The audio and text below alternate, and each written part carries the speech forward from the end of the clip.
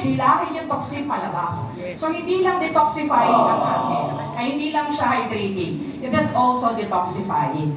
This water is a detoxifying agent. Now, eto po, itetest natin yung size of the water. Ang magre-represent naman yan is etong Lipton Green Tea. So this would represent your body, your cells. Ngayon, titingnan natin kapag pinainom yung tao ng Absolute or Wilkins, anong mangyayari? Sige po. Okay, so may utang ako sa inyo ulit, katulad last time. Papakita po natin yung size later on. Unahin na po natin yung alkalinity. Huwag po tayong maghihintay. Nauhaw na tayo. Wait lang po, malapit na po ako mauhaw. Wait lang. Don't wait until you're thirsty kasi kapag po kayo'y uhaw na, dehydrated na kayo nun. Signs of dehydration. So tayo po, pagka medyo dilaw na yung ihi nyo, wala kayong turmeric, dehydration na yan. No? Kapag medyo hilo na kayo, pagod kayo, wala kayong tubig all day, dehydration na po yan. Pagka kayo nagkaroon ng physical activity, kagaya ngayon, pawis na pawis ako, kailangan kong tubig. Bakit? Minsan may physical activity kayo, pinawisan kayo, gigising kayo ng madaling araw, nagka-cramps kayo. Ano po ang unang ginagawa natin pag nag-cramps? Bukod sa minamasahe, ano po ang kinukuha nyo kaagad? Pagkain ba? Hindi, tubig. Tubig ang kailangan natin. So, kailangan po hydrated tayo. Kasi yun nga pong reason na pagka matagal kayo hindi umiinom, no? Extreme fatigue, extreme thirst, and then organ failure. So, huwag natin paabutin doon.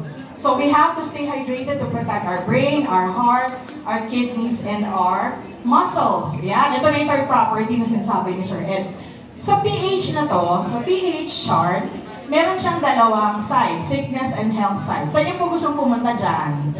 Health side. Ang lahat po ng alkaline po, no? So this is 0 to 14, 7 is neutral, 7.1 pataas is alkaline.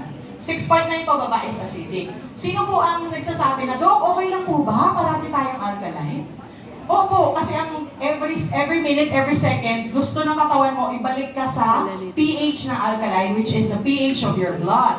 7.365 to 7.4. Yan ang kailangan ng pH. So, alkaline po ba yun o acidic? Alkaline. So, kailangan natin alkaline. So, lahat po ng cells, ng tissues are slightly alkaline and newborn. Lahat ng bagong panganak, alkaline. Tanungin niyo po yung mga OBGYN dito. Ngayon, sickness side. Sino po nasa sickness side? Yan po yung mga may sakit sa puso, sa liver, sa lungs, sa kidney. Lahat ng kamamatay lang. No, may cancer, kamamatay lang. Nandiyan dyan sa acid side. Saan yung po gustong pumunta? Sa bagong panganak o sa kamamatay lang?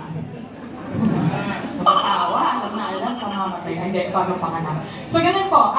Kailangan po natin, because every day po, may acid sa katawan natin. Bakit? We're taking acidic water, yung mga hindi pa nakakain. Yung pagkain ng kanin, ulam, acid yan, no? So, kailangan i-balance natin.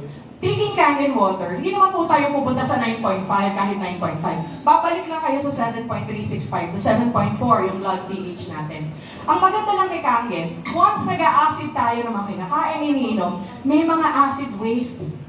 Ang ginagawa ni Kangen, pinabibilis niya lang, no, na i-detox kayo dun sa acid wastes na yun. Kasi pag matagal na mabalanse yan, doon yung nararamdaman yung effects ng acidity. Sumasakit yung mga joints, kasukasuan, arthritis, tataas ang BP, ang sugar, cholesterol, magkakaroon ng gout, yan ang acid. So later discuss natin. Ngayon, test natin itong mga water na to.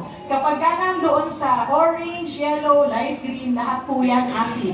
Ang gusto natin makita is blue, dark blue, purple para nasa health side. Ayan, ito po ang hinahawakan ni Sir Ed is a pH tester. This is ethanol, no? Reagent siya. Pagka po nilagay sa clear na water, ang lalabas na pH, itong mga nandito, kung acid or alkaline. Ayan. So this is Absolute water. And then Wilkins. Sipin niyo mga babies, yan ang pinapainom natin. Kaya pala minsan sumasakit ang tiyan. Kala ng magulang gatas. Ito po yung, tingnan niyo po, mas pangit ang energy drink and soda.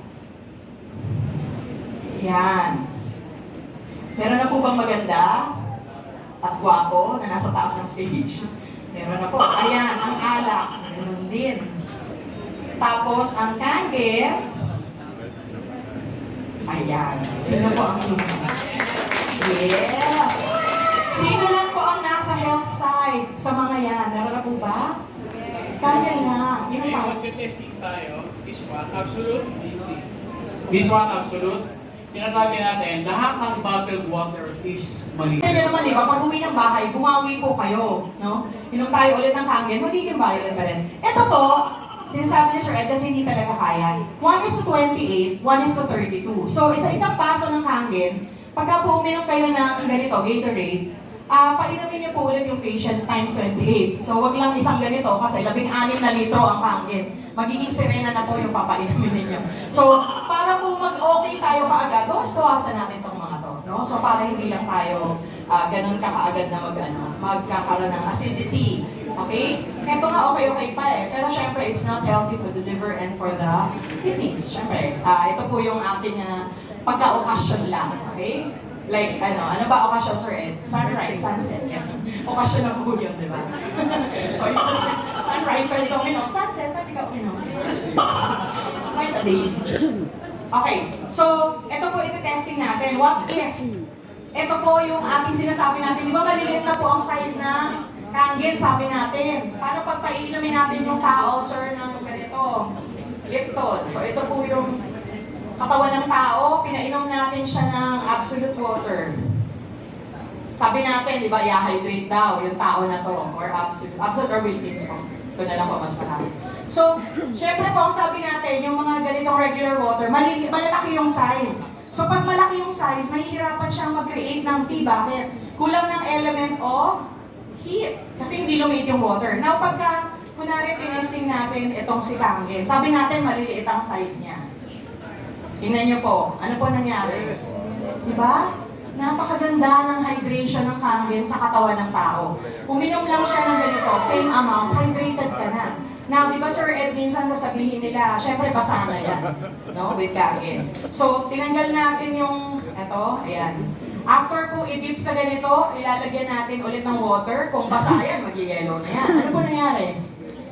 Hindi pa rin tayo hydrated. Bakit? Kasi malalaki pa rin po ang size niya. Pag binalik natin kay Kangen, actually may katas na yun ng Kangen, di ba Sir Ed? Kahit ulitin nyo, 1 tea bag can make 28 cups of green tea, di ba? Sa ganito lang, may tea party na tayo. Ayan, ganyan kaganda. So sinabi ko nga po, pag okay ang hydration ng katawan, maganda rin ang detoxification. Sir Ed, i-testing mo natin yung detox naman. Ayan, so, ayan po natin. Yes. Betadine would represent oxidants. No? So, di ba sabi natin yung mga free radicals or oxidants, nag-age tayo. Pinapabulok niya, di ba yung mga pako, no, yung prutas. So, this would represent yung pag na-stress kayo, di ba? Toxins yun eh. Pag na-stress kayo, kumain kayo ng pizza, ng burger, ng fries, lechon, noodles, di ba? Hindi natin maiwasan. And then, uminom tayo niyan, no, may mga toxins yan, and then uminom tayo ng water. Ng Kangen, bottled water, and then Kangen yung isa. Ano po nangyari sa toxin sa katawan? Nandyan pa rin, di ba? Kumalat lang, kasi dumami siya. Kangen, anong mangyayari pagka Kangen?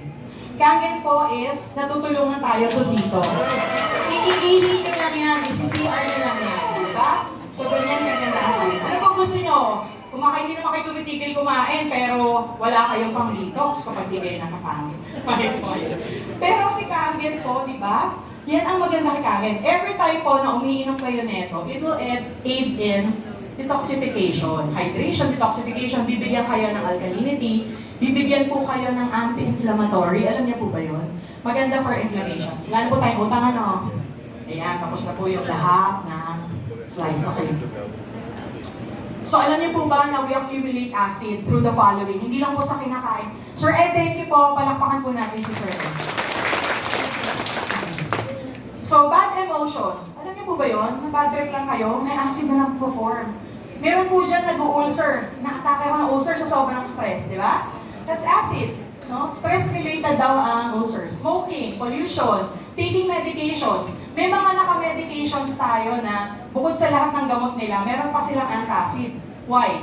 Because most medications, magkukos din po yan ng acidity. So, dapat may pang-kontra sila. So, dagdag na naman ulit sa stress ng inyong liver and kidney. Yung po mga kinakain natin na, like, na pag nagmamadali, nagkukos ng acidity. Over the years, nagbe-build up po lahat ng acid na galing dyan. At pag nag-build up po yan, eto na po ang health problems and degenerative diseases. Nandyan po ang tingnan niyo po ngayon, dami na may Alzheimer's, Parkinson's, dementia. Kasi pumapangit na pumapangit ang mga kinakain at hindi nakakangin, iba. Alam niyo ang Batangas, no? Sabi namin, ay marami na yata nakakaalam sa kangin. Sila mga Rodora, pupunta ng isang lugar yan, ano yung kangin? Napakadami pa pong hindi nakakaalam ng kangin, kaya pwede natin i-market lahat. Now, heart disease, kidney problems, diabetes, alam na po natin yan. Alam niyo po ang hindi niyo alam, pabata ng pabata ang mga may sakit niyan. Napakabata, nagdadialysis na. Alam niyo po ba yan? Very alarming. Pag may mga demo, sama niyo po yung mga anak niyo para alam din nila na napakaganda ng kangin at bawal yung mga food na yan. So kahit skin conditions, no, kahit po itong mga asthma, lalo na ang acid reflux, and cancer because of acid. So kailangan po bawasan natin ang acid. Hindi lang sa mga yan, bawasan niyo mag-distress kayo, no? Lahat, all around. Dapat okay tayo, well-being natin, healthy tayo. And yung kinakain, lalo na ang iniinom. Kasi ang iniinom, yung kinakain nyo, kailangan nyo yan. Hindi nyo naman parating gulay, prutas may available. Pero yung iniinom, controlled nyo yan. Kaya kayong i-detox ng mga kinain nyo ng acidic. Now, hikanin po, hindi po siya gamot. Hindi siya pamalit sa kahit anong procedure pag nagkasakit na. Hindi nyo pwedeng sabihin na, Dok, hindi na po ako magpapakimo kasi nakakangin. It's your choice. Pero we're not saying that this would, kasi si Mama Ann kanina, no, nag-okay siya. Pero hindi namin ina-encourage. It's your decision. Hindi na po ako papadialysis kasi nagkakangin ako. Huwag din po, no? Kung kailangan nyo, yung doktor mismo ang magpapastop. Meron kami nagki-chemotherapy, nagkangin siya for a month, pinastop yung chemo niya kasi nag-okay siya. May mga ganon. Yung doktor pa rin ang magde-decide. Ano po ginagawa ng kangin? Bakit nagiging ganyan yung mga may sakit? Bakit 14 medications nagiging 4 na lang at ang nagpapatigil nun ay yung mga doktor nila? Kasi si kangin po, yan yung gagawin niya sa cells nyo, yan ang importante. It will detox your cells. It will give you antioxidants panlaban sa free radicals. Bago pa po i-damage yung free radicals yung mga cells nyo, kinokontra na po ng antioxidant neto. Di ba? So, meron din tayong anti-inflammatory. So, ibabalik lang po yung katawan nyo sa estado which will heal itself. Yan ang trabaho ng katawan natin. It will be able to heal itself. So, maganda si kangin sa ganong aspeto. It is a tool for us to be well. Ayan. So, Dr. Hiromi Shinya, siya po yung nag-invento ng colonoscopy endoscopy. No? Sino po nagpa-colonoscopy endoscopy na dito? Si Ma'am ulit. Ayan, sila Ma'am. Kumusta naman po ang result? Oh. Yung mga seaman tayo regularly, no? Mga siguro 2-3 years na mag-budget. Yung seaman namin nakakatawa. Dok, alam mo, first time. Ngayon lang talaga yung colonoscopy ko, sobrang linis. Tuwan-tuwa yung doktor ko. So, yun po nag-invento nito si Hiromi Shinya. Siya rin yung nag-invento ng yung pag nagkaroon ka ng polyp, dati hihiwain ka. Ngayon, meron na pong Shinya method of polypectomy. Kasama nung camera, yung sa yung colonoscope, meron na pong pang-ibig ng polyp, yung tatanggalin niya and then irrigate. Okay ka na. So, ganun kagaling na doktor. Lahat ng doktor sa buong mundo ginagamit ang Shinya method of polypectomy. At lahat ng pasyenteng dumaan sa doktor na to, he recommends drinking Kangen water for colon cleansing. Kasi si Kangen is a colon detoxifier. Ganun kaganda. Bakit po ang aim ng doktor na to na napakagaling is linisin ang colon natin? Kasi ang katawan natin, pag nagkasakit, it's because of a dirty colon. Ayan, may mga doktor tayo. Tatanungin niyo talagang dirty colon siya. Now, si Dr. Shinya gumawa ng 2 libro, Microfactor and Enzyme Factor. Yung first book, Microfactor, ang sabi niya, ito iniinom ko, ito ang nire-reseta ko. So out of all his cancer patients, hindi siya oncologist, yung mga pasyente niya na nililinis yung colon ng mga may cancer, gumaling. At lahat ng gumaling na yon, 0 recurrence of any type of cancer just by taking Kangen water. Palakpakan natin. Di ba agad ng balita niyan? Gumaling sa cancer, tapos walang balikan, walang recurrence. At ang second book niya, itong Enzyme Factor, ang sabi po niya, Kangen water is considered the very best drinking water. Why? Because of its incomparable powers of hydration, detoxification, and antioxidation. Yung lahat ng dinemo natin, pinatunayan yan. O di ba kung di po kayo nag-attend, malalaman niyo po ba yung mga demo na to? Ang sasabihin niyo lang always pag inalo kayo, ay, mahal kasi yan eh. Pare-pareho lang naman ng tubig. It's because hindi nila na-witness yung demo. Kasi once ma-witness niyo to, parati po yan, may order tayo. Now, this is, kung gusto niyo po tignan, may hundreds of cases si Shinya. Kumuha lang tayo ng 3. This is a chronic constipation breast cancer patient. Tingnan niyo po yung bituka. Dumi, di ba? Tingnan niyo, maga-maga, may dumi. After taking Kangen water several weeks, thick and healthy. This is a prostate cancer patient. Ganyan po itsura, puro dumi. After taking Kangen water, pink and healthy. Di ba? Ganyan po ba ang gusto yung colon? Kaliwa o kanan? Kanan. Ito po nag-chemotherapy, prostate cancer patient. After taking Kangen water, it took them 3 months but still, they can healthy.